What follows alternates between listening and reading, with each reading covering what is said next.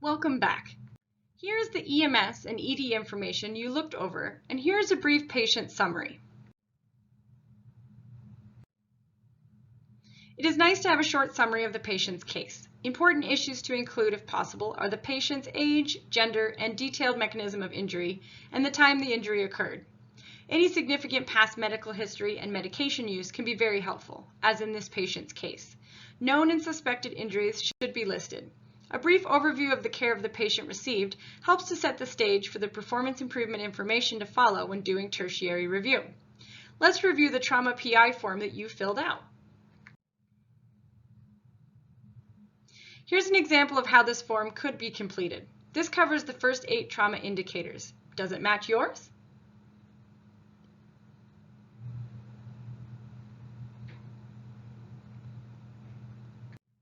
Here are the next 8 trauma indicators. How does this compare to your form?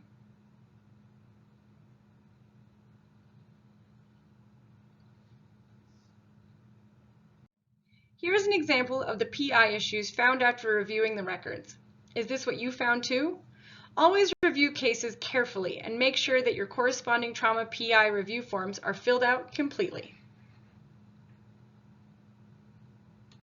Thank you for participating in the activity. Let's return to why we do performance improvement in the first place. It allows us to improve patient care. This can be done by development of a strategic plan for trauma care, obtaining resources for the facility, guiding education and outreach efforts, guiding injury prevention efforts, assessment of provider, nurse, and EMT competency, and showing the effectiveness of clinical protocols and guidelines. Developing a strategic trauma plan based on continually monitoring and making efforts to improve care can be very powerful. There is great benefit to obtaining buy-in from EMS, hospital staff, and medical providers who participate in trauma care to develop an overriding plan on how care is provided for the seriously injured patient. Those who participate in the care need to be given an opportunity to participate in the plan development and evaluation. The trauma plan should be driven and validated by the Trauma PI program.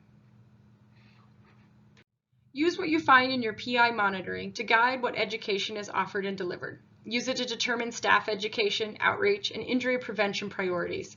Seek out educational offerings or provide in-house education. Consider routine competency evaluation, especially for low volume, high-risk procedures, equipment, and care modalities. Lastly, clinical protocols and guidelines are a byproduct of productive performance improvement. It decreases variation and errors and increases positive patient outcomes. They all need to be evidence-based, and they ensure all care is contemporary and consistent between providers. Remember to monitor after implementation of any PI action plans to determine effectiveness.